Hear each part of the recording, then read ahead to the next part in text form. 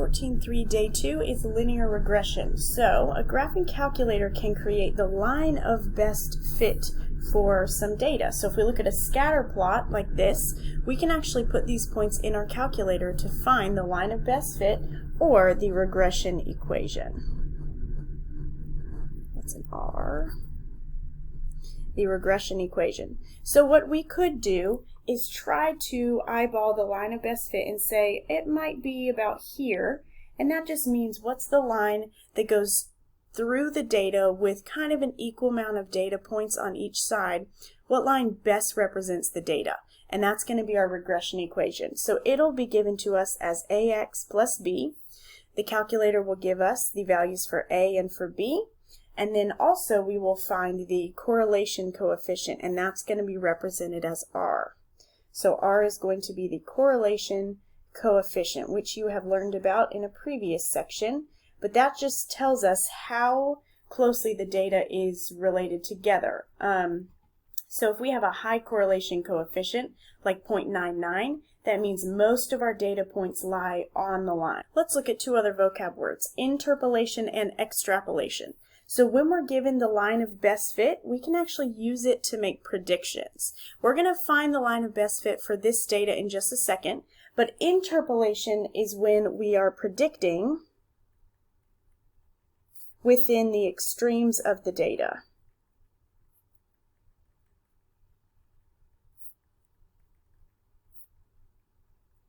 So that means, looking at this table specifically,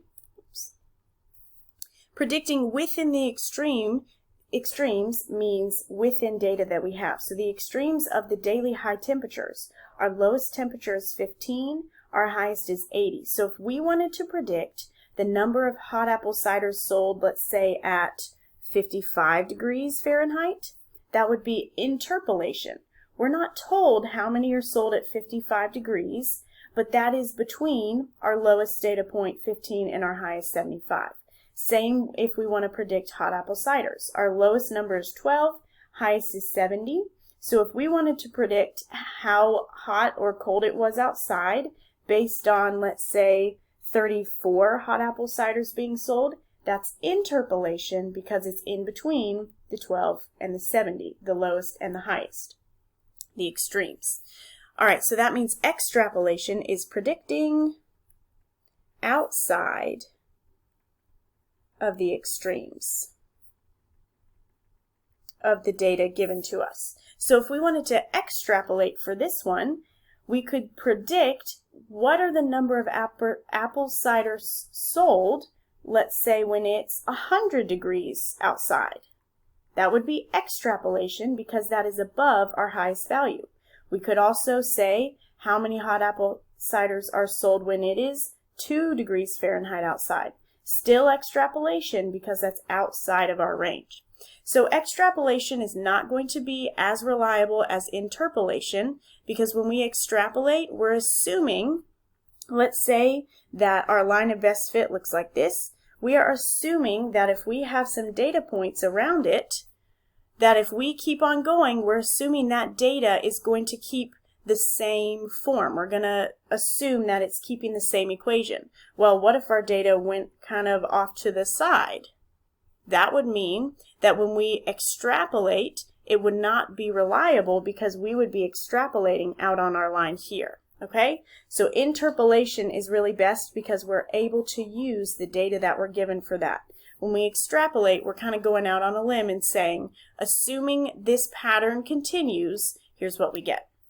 So let's look at some examples. For this, you will need a graphing calculator. So that means if you have one physically or if you have it downloaded on your computer, or you can get an app. There's one, I believe, called Graphing Calculator X84. So I want you to pause the video right now and make sure you have your calculator up. All right, now that we've got our calculators up, it is going to feel like a lot of steps that I'm walking you through, but don't worry. These will be posted in the calculator instructions PDF document in the module. So first thing we need to do is go to our calculators and turn the stat diagnostic on. So go over to your calculator, and the way that we do that is we're actually going to go to mode,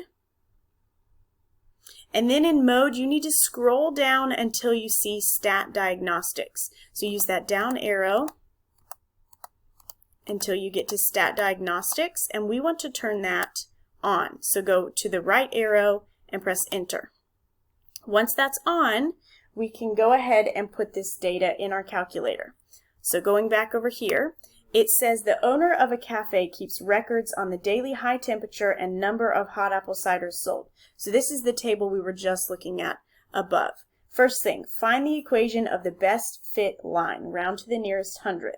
So that means we want to find the regression equation. Specifically, linear regression is what we are looking at today. The linear regression equation. Well, we have to put this data in our calculator. So now let's go back to our calculators. To put in statistics data, we are going to go to stat. That's here. Now we want to edit, so just press enter because we are going to plug in our data.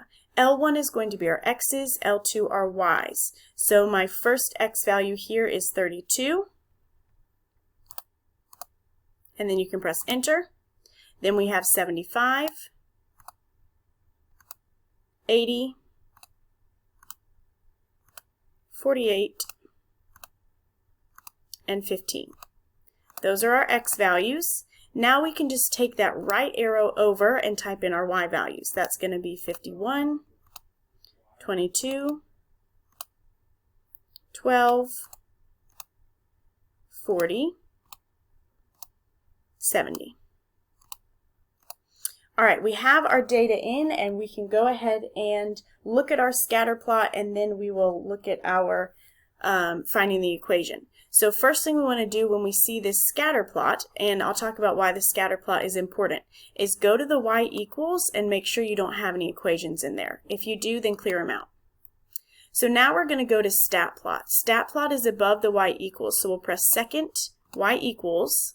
See that our plot is off right now? Well, we want it to be on. So you're going to press enter, and then it's blinking on, so we're going to press enter for on. It's already on scatter plot, and that's what we want because we want to see that data. Now usually when we graph, we can just go to graph, but because it's stat data that we're graphing, we actually have to go to zoom, and then go down to 9, zoom stat. So I'm going to press 9. There we go. Here is our data. It's important that we look at it before finding the regression equation because eventually you'll be given data and not told what type of regression, linear, exponential, or quadratic. So this one's pretty clearly linear. It makes a line. So we want to use linear regression. So now let's do that. We're going to go back to stat. This time we actually want to calculate. So we're going to press the right arrow to calc, and we want to calc lin reg, ax plus b. So go down or press 4 for the linear regression. L1 is our x's, L2 is our y's, and when it says store reg eq, this is important because this will allow us to graph the equation. So for store reg eq, you're going to go to vars, it's over here by clear. You're going to go over to y vars, and then click 1 or enter under function, and then we want it to be y1. So we stored it under y1, then we calculate it. All right, so the reason it was important for our stat diagnostics to be on is because that gives us the r squared and the r. But first look at this, y equals ax plus b. This gives us our a value and our b value for our line of best fit, or for our linear regression equation. So let's write that over here. Our regression equation, ax plus b, well that's going to be y equals, our a value is negative 0.82. Remember it says round to the hundredth. Then we put our x. And then our b value is 80.2, and we're going to round that up to a 3 because of the 8. So this is our equation. This is our line of best fit that represents this data. And now we can actually go look at the graph of it. Oh, just kidding, real quick. What's the correlation coefficient? So the correlation coefficient is going to be the r value, and our r value on this one is negative 0.99. So it asks us, what does it tell you? This means that we have a very strong It's very strong because it's close to -1. We have a very strong negative correlation. So as we saw on our graph, and as we'll go look at right now, our points are all very close to the line. So go ahead over to the graph. The points are very close to that linear regression line, so that's why we have such a strong correlation. All right, last thing we want to do now that we found this equation is we are going to interpolate or extrapolate. So let's look at this. What would you expect the temperature outside to be if 35 hot apple ciders were sold? Round to the nearest degree. Is this linear interpolation or extrapolation? So first we need to see what it's asking. What would you expect the temperature outside to be if 35 hot apple ciders were sold? Are we told X or Y? Well, our Y values are the hot apple ciders, so we're actually told that Y equals 35 here.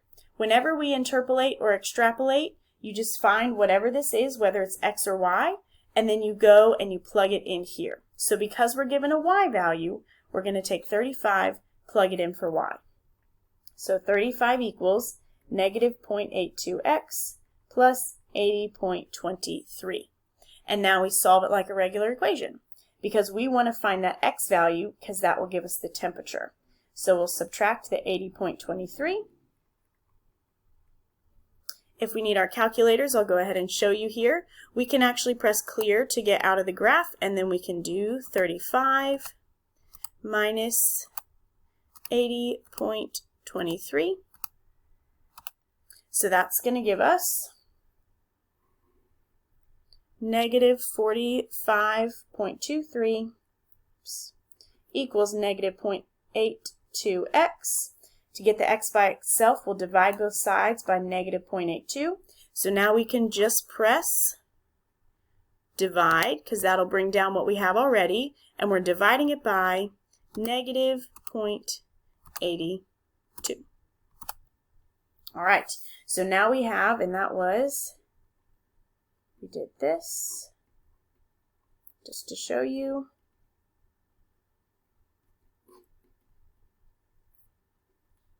And that gives us that our x value is approximately 55.16. And what are we talking about? Oh, wait, it says round to the nearest degree. So we actually want to round it to just 55 degrees Fahrenheit. So what we just found is that when it's 55 degrees outside, we can expect to sell 35 hot apple ciders. Was this interpolation or extrapolation? Well, let's look at that. 55 degrees. Is that within the extremes of our data? What are the extremes? The lowest extreme is 15 and the highest is 80. Oh, well, we're looking at the 35. The lowest is 12. The highest is 70. So is 35 within the extremes of our data? Yes, 35 is right in between there. So that means it is interpolation. So that we can say that's a pretty reliable answer here. All right, we may not have time in this video to finish this, so I'll make another video if I need to. One of the important things about this type of problem is looking at what our x values are. This says the table shows the minimum wage for the state of New York City in 1962, or since 1962. So our years are being measured since 1962. So when we put this into the stats section of our calculator, we are actually not going to plug in the years. We're going to look at the years since that time. So 1962, since 1962, that's been 0 years. 1962 to 1968, that's going to be 6 years.